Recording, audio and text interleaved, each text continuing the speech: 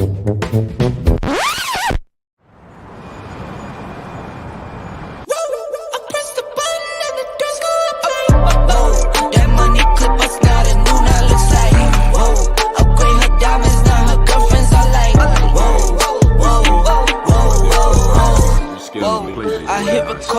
you can't ignore it.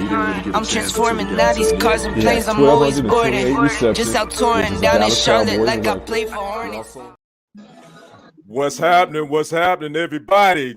This is the TFG special Super Bowl preview show. I am your host, Kendrick Henderson, and we are hyped. We are ready. I know everybody's getting that Super Bowl parties going, but before you do all that, before you get all them wings and pizzas, all that, you need to come check us out. I got my man, KLTV Sports Director, all the way from Tyler, Texas, covering Super Bowl 56 in sunny California. Mike, how you doing, brother? Hey, man, I'm doing well. It's a glorious day for all the right reasons, and I'm about ready to see this game take off because, you know, the pressure both teams have is outdoing the halftime show. But we're going to see how that turns out. Okay, and we're going to get into that. But before we get into the meat and potatoes about this Super Bowl, I want you guys to come in. I want you to like, comment, share this to your social media platforms. And I also want you in the comments, I want you to tell me who you got and what's the score going to be tonight. The Cincinnati Bengals, who is the home team. Good afternoon, Britannica Lynn. Thanks for tuning in, Big Sis. The Bengals are the home team. I know that sounds weird, but it's a Super Bowl thing, and the Rams are the visiting team. Again, make sure you like, share, and comment this to all your social media platforms, and come in and comment what team you got and a final score. So let's jump right into this, Mike. Let's talk about the Rams defense. Well, first of all, back up. Mike, how has it been since we last talked on Thursday? What's been the happenings? It's been more like, you know, media row is kind of slow, but once Wednesday and Thursday hit, especially Thursday, it crescendos. I mean, there's a lot more personnel there. I saw Emmett, I saw Michael, I saw Darren Woodson, Travis Kelce. Of course, you know, Kelce was hoping to be in this game, and he was 3 points away from being in it, and they fell short. The Chiefs did, because to a man, everybody thought that I spoke with, this would be the Chiefs in the AFC and not the Bengals. But you got to tip your hat to Joe Burrow, because the cat, I like his swag, and I just think he plays with such confidence to be such a young guy. That speaks volumes of what the current coaching staff's been able to do. This is a team that won 6 games the past 2 years total. Right. Total. Right. And the quarterback was hurt a lot last year. But they got the pieces in a hurry, and already they're going to be the blueprint for how you build a Super Bowl contending team. It used to be the Chiefs. I mean, that's how quick your limelight lasts in this league. You know, the Chiefs thought they're going to knock on that door again for the third time. It didn't happen, and now it's Cincinnati's, and the league is getting tougher and stronger. It's a copycat league, and you're going to see that down the years to come. Yeah, Deshaun Williams says, let's get it in, Rams. You know who Sean is, Mike. That's old Sean back in Tyler. So we already know you're a Rams fan. So we know who you got. Lamb Levity, thanks for joining, brother. Hello, fellas. You got to tell me who you got. Rams or Bengals. Give me a score too, Lamb Levity, but thanks for tuning in. All right, Mike. So let's go ahead and talk about this game. First, let's talk about the Rams defense versus the Bengals offense. Now, the Rams defense these are the playoff numbers. Rams defense giving up 18.3 points per game. Their third down efficiency, they only allowing 18.75%. They're at 632. They only allowing 220.7 passing yards a game, 3 passing touchdowns, 4 interceptions, and they're only giving up 54 rushing yards a game. Now, the Bengals offense are scoring 24 points per game in these playoffs. Their third down efficiency is 48.78%. They're 20 of 41 on third down. 249.7 yards passing yards a game, 4 passing touchdowns, 2 interceptions, 88 rushing yards a game. Who you got? Rams defense versus the Bengals offense. Well, I'm going to go with the Rams defense. I mean, you got Aaron Donald, you got Von Miller, who popped up there. I mean, you really can't fight against that. And what they've been able to do, because when you are facing an offensive line that gave up 9 sacks to the top seed 3 weeks ago, I mean, there's cause for concern. They found a way to to camouflage, if you will, the weakness of that offensive line. The question is going to be, how long can you camouflage that? How long can you trick them into believing what they're seeing in front? Both teams are going to come out testing one another, seeing what one has to offer. And so I'm going to give the nod to the defensive front of the Rams. And that's where you and I, we agree. I'm giving a nod to the Rams defensive front. I think that the Bengals offensive line is a little shaky. I think they're going to have their hands full with Aaron Donald. You're going to have their hands full with Von Miller on that outside, getting to the pass rusher. I think Ice Cold Joe is going to do all right, but he's going to have some heat. Nita always on tight. Hey, fam, thanks for tuning in. Shante says, I got the Bengals. Shante, I already knew you was going to say the Bengals. Are you Cincinnati? So I know you got to give me a score, though. But I'm with you, Mike, on everything you said. I think the Rams defense, and then you got, Jalen Ramsey back there. He's probably going to do, I don't know if they're going to have him shadowing Jamar Chase, but he's probably going to get he's probably going to cover him a whole lot. What you think? Sure. Oh, there's no doubt about it. I mean, you got to, what the Chiefs didn't do in the first time they played Cincinnati, wherever number one is, you better be close to him, because he's going to break away. I mean, I still visualize that flashback of him just pulling away from the Chiefs on what should have been like a 12-yard gain, if anything. He took it to the house. He took it to the house. Yeah, house. Yeah, I mean, he's got deceptive speed. I don't know what his 40 time is, but, they ain't running 40s in a straight line in the NFL. They zigzagging and moving around. And so there's no drill that times that. So he's, there are going to be some unsung heroes on that offense for them too. I mean, I think Joe Mixon, I think he can keep them honest. I mean, he's a good running back, and we've had to wait this long for him to get a good quarterback to see the strength of his run game. And we all know about him at Oklahoma, but you almost forgot about it once he got to Cincinnati, because it used to be that's where players go to have their careers die, but that's not the case anymore, because, Zach Taylor, you got to hand it to him. He comes from the McVay tree. And that's kind of what's going on. And I just think there's going to be a couple of unsung heroes on offense for the Bengals if you're not taking care of Chase.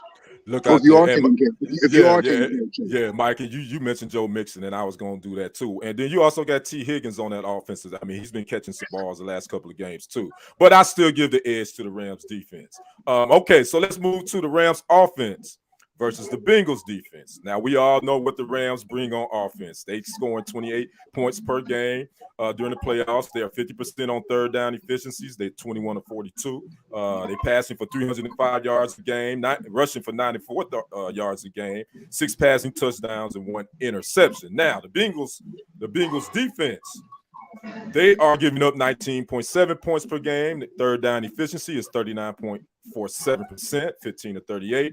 They're allowing 243 passing yards a game, 5 touchdowns, 6 interceptions, and they're giving up 127.3 rushing yards a game. Rams offense versus Bengals defense, Mike. Who you think has the edge? On paper, they got all the smoke. I mean, you can't hide it. This is who they are.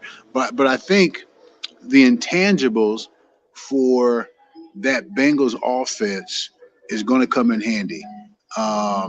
They're a young team, offensively especially. They don't know what they don't know. And that can be a dangerous situation. This is a team that's come from behind against Kansas City twice. And KC was considered the crop of the AFC for the most part. They've got the experience, they've got the whiz quarterback. But I think what we're seeing, teams are closing the gap rather on what the Chiefs' blueprint was. Those blueprints don't last long. They don't last long.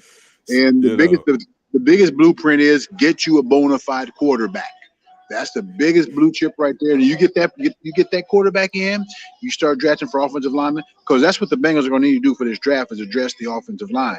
And to think they won't get a draft pick until 31 or 32. Right. And yet they have a need for offensive line, but they had enough to get to where they are.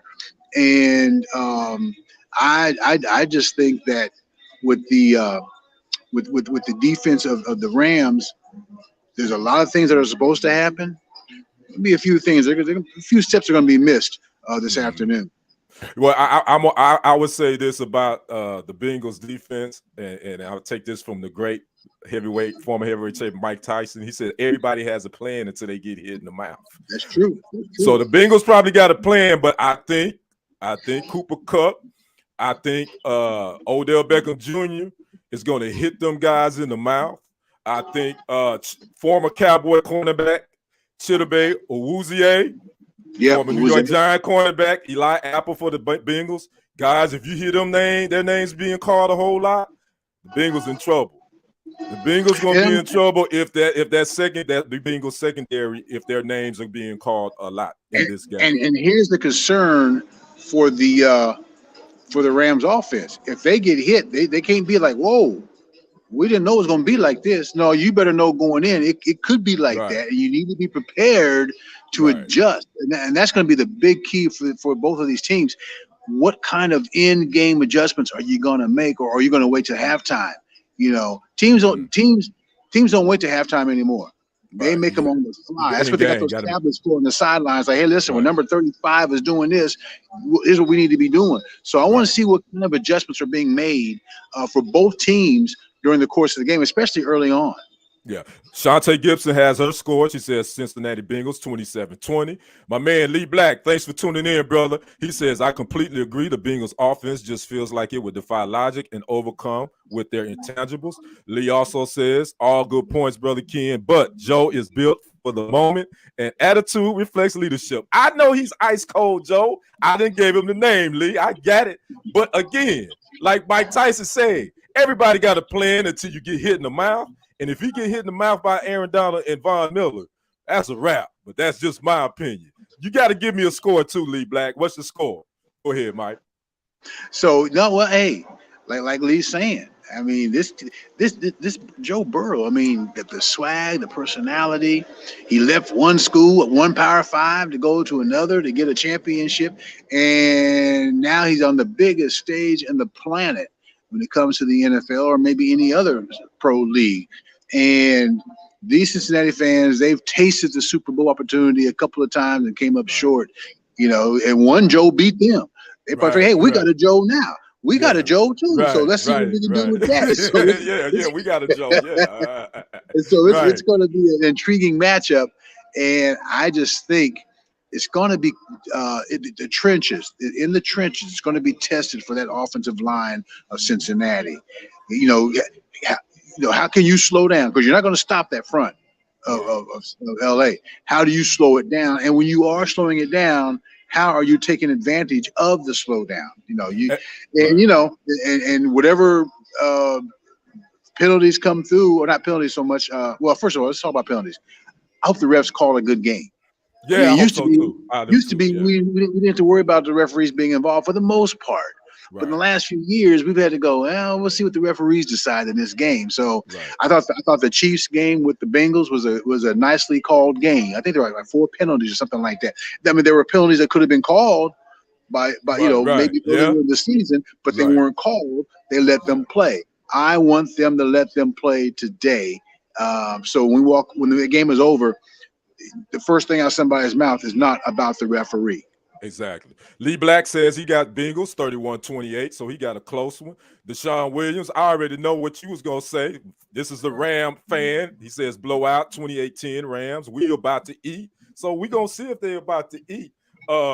Again, I have to give an edge to the Rams offense versus the Bengals defense. So on that one, I think Matthew Stafford, I think having Cam Akers is going to give them a little bit more punch on that offensive side too. As far as the Cincinnati offense, I think I agree with you, Mike. I think if Cincinnati can run the football, get some positive runs, kind of keep them off balance, keep that Rams offense on the sideline, the Bengals will have a chance to win this game.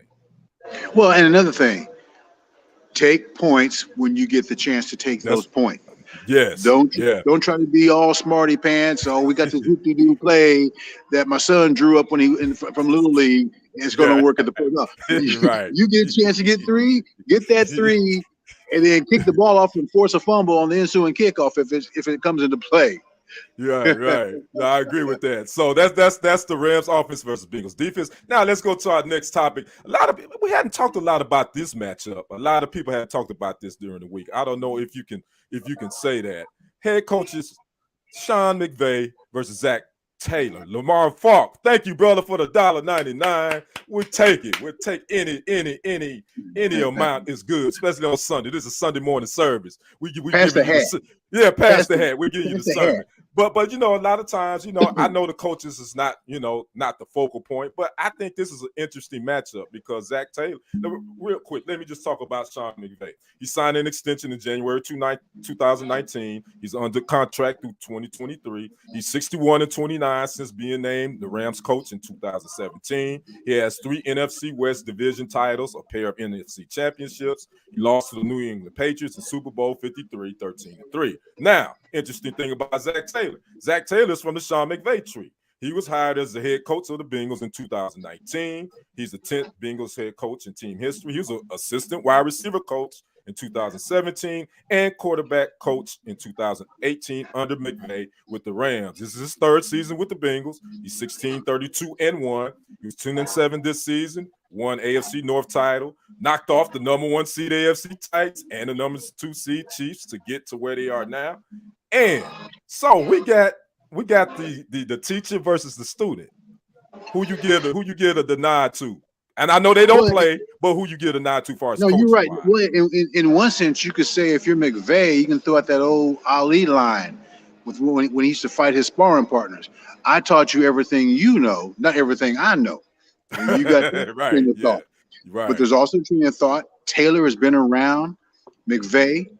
He has an semblance or an assembly of how this guy operates, what buttons to push, you know. And I think him being familiar with the opposing coach is really a strong key for any coach that faces his mentor or his former head coach.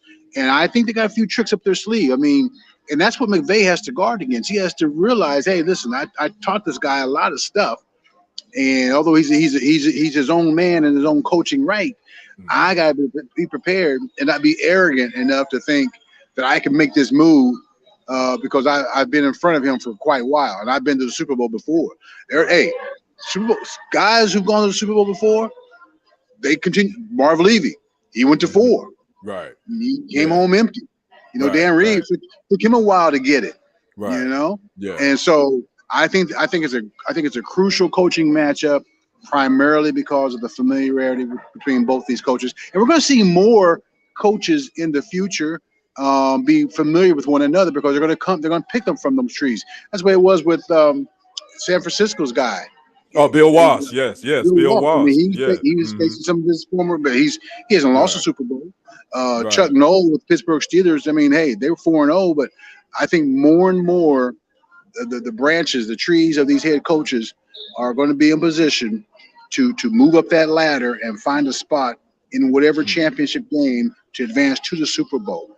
This will not be an anomaly. You're going to see more and more of this. And you know, obviously Super Bowl is the biggest game as far as on stage for the NFL, biggest event in the world, obviously. You know, people will probably bring in experience. Zach Taylor hasn't been here before. Sean McVay has. Okay, that's fine. But Zach Taylor, this season has had some big games that they played. That win to go into Tennessee, that was a big game. Obviously, that game against Kansas City in the AFC, that was a big game. And then a couple of weeks prior, beating Kansas City before they beat them again in the AFC Championship. That's a big game. So he's had some big games under his belt. Far as experience-wise, again, Sean McVay, like you say, is the teacher versus the pupil. I give him a little edge, but at the end of the day, it's about those players in between the white lines and then making adjustments. And you made a great point just a minute ago, Mike, about being able to adjust on the fly. And I think a lot of these younger coaches are more flexible and are more they talented and will do that. Ain't hard-headed. You know, some of the old school coaches, they always gonna believe, well, we've been doing it this way ever since I've been doing it. We ain't changing. You know, I think these younger guys are a little bit more flexible. What's your thoughts on that? Well, you know, you make a good point. There are two facets of the game of who taught these quarterbacks, who taught these young coaches. 7-on-7 helped bring along these young quarterbacks. Yeah, right. Madden, believe it or not, the game Yeah. Madden. Yeah, Madden has helped bring on these young coaches. Lamar and I were just talking about Madden. You're right. It really has. I mean, they're playing a video game, but it's sophisticated. I mean, you know, John Madden's name's on it. We all know if his name's on it, it's going to be the elite. It's going to be the game. Yeah. And these guys, I bet you Taylor and McVay, when they were coming up, they just wore out their Madden game as a coach of their particular teams that they're putting together as a kid or whatever. And that translates to the big leagues. And I think that's a testament and a tribute to those teaching tools. It's not always, it's not always a human being that teaches you. I mean, that's true. Especially now, you're right. I learned to tie a bow tie by going to YouTube. It's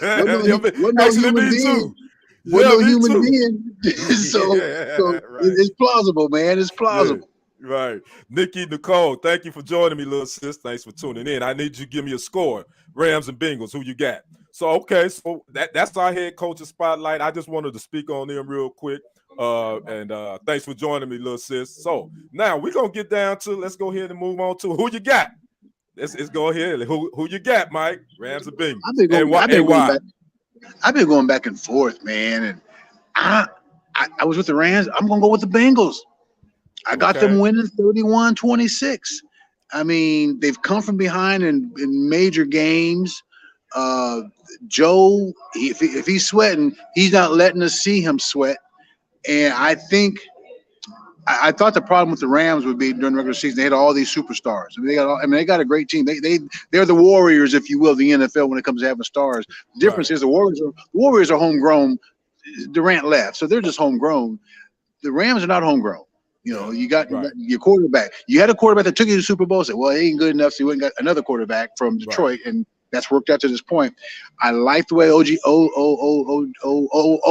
OBJ, how he has been a gentleman through all that turmoil and stuff and trash he was being thrown at him in Cleveland.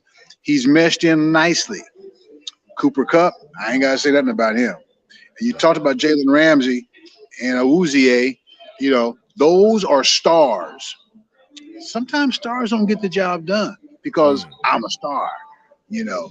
And Bengals get paychecks too. They get paychecks. They do film study, and they know the target is on their back. And there's just so many intangibles with these guys. That's why I'm gonna lay with them 31-26. 31-26 Bengals, huh? Okay. Yes, sir. Lamar Fox says, I was a great coach on Madden. Laughing out loud. Yeah, we all great. I bet. You were calling the right plays, weren't you, Lamar? Britannica Liz says, I got the Rams. What's the score, Britannica Liz? Give me a score. All right, man. You know, everybody wants the feel-good story. Everybody wants to send the underdog. Man, I think the Bengals are legit. I'm not taking it away from them. Again, they professionals. They put their pads on just like the Rams. I think the Rams just got too much firepower on that offensive side. I'm going with the Rams. I'm going with the Rams 27-15. I think it's going to be a good football game. But I think the Rams defense is going to seal the win, and I think they're going to find a way to shut down that Bengals offense. So I got Rams 27, Bengals 15. Okay, and when the next time you come back East Texas, whichever way it turns out, each one of us owe one. Yeah, we buying a cold one for one. Yeah, whoever. Yeah, there you go. I got you. Deshaun Williams says Rams. Michael, you sitting at the kids' table for now, laughing out loud. Britannica Liz says 24-10 the Rams. So that's me and my man, my KLTV sports director Michael Coleman. He says the Bengals. I say the Rams. So we're gonna see what happens. Now, we got 6 minutes, Mike. This kind of gives me some up your trip and what's been going on. And how they can watch your coverage tonight, because you're gonna be doing. You're gonna cover. Yeah, I'm gonna be. Stuff. Yeah, I'll be on social media, tweeting some stuff out. I don't just get on and just tweet stuff out. There's something really, I think, that's really wow. I'm going to do that. I don't sit there and do this every 5. That's not what I do. But I will. If I'm doing something with it, it's going to be an observation of how I see things are going. Like for instance, last year when the Chiefs were trailing at the half to Tampa, I thought, well, they'll find their mojo in the third quarter. And when they came back in the third quarter and they went nowhere, they were 3 and out. Well, that's kind of odd. Okay, no matter what.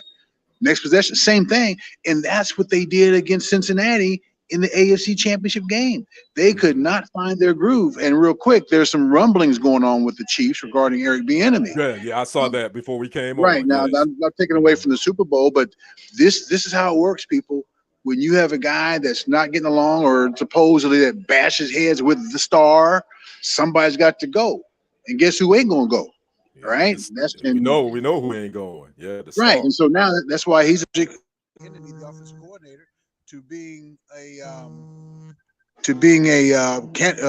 offensive coordinator candidate for the New Orleans Saints. They want to talk to him, and the job that he didn't get. So somebody's trying to call me, but I'm make them wait. My son. But I think this week the consensus has been the Rams to pull this thing out, to win. And there've been so many parties here, Kendrick. I see why LA is LA. I mean, there are so many things you can do. Yeah. I was invited to 1, 2, 3, 4 parties. I just made one. That was the media party they had for us. Yeah. I was invited to the Legends party that Gronkowski had with Emmett and some of the other big name guys coming through there. Lee Steinberg. I was invited to his party. My buddy went and took a picture with Eddie Murphy's and Michael Strahan's ex, Nicole. I think if I'd known she gonna be there, I'd have been the first one in line. And then there was one where a bunch of the African American sports writers and people in this end of the business had a gathering. Right. I hung out with some of the guys who were from LA. I wanted to get, as we talked a few nights ago, I got a chance to get a taste of the city. And saw some stuff. Although I'm in downtown LA at this swank named hotel, you ain't gonna go but 50 feet and see people laying down on the ground. Bunch of tents, bunch of folks asking for money and all of that here in this glorious hotel area. So I've seen some of the downside of LA, but for the most part, it's been a good trip. And I just can't believe the last time a Super Bowl was played here is with the Cowboys and the Bills back in the day. Wow, that's been the last one. When was that? That's 90, the last one. Yeah, 30 90, years plus. 90. Wow. Okay. All right. So, well, Mike, tell them how they can where those that's viewing they can watch your newscast, watch your stories. Because I went on. Actually, it's kltv.com, but I went on and I was able to watch a couple of your stories that you did this week, which was good. So. You said I don't know why you're faint. You're saying tell them how they can reach me or find my work? Yeah. Where they can see you. You can go to kltv.com. You can go to on Twitter at mcoleman, the number 4 at mcoleman4, and I'm gonna start putting some stuff up there too as well. Real quick before we go, the best story I had this week outside the Super Bowl, Muhammad Ali's ex, the widow of Muhammad Ali, we'll do it that way, is coming to Tyler, Texas later on this week, next Saturday, and I got a chance to interview the folks who brought her to town, and I'm really looking forward to talking to the now Dr. Kalia Comacho Ali.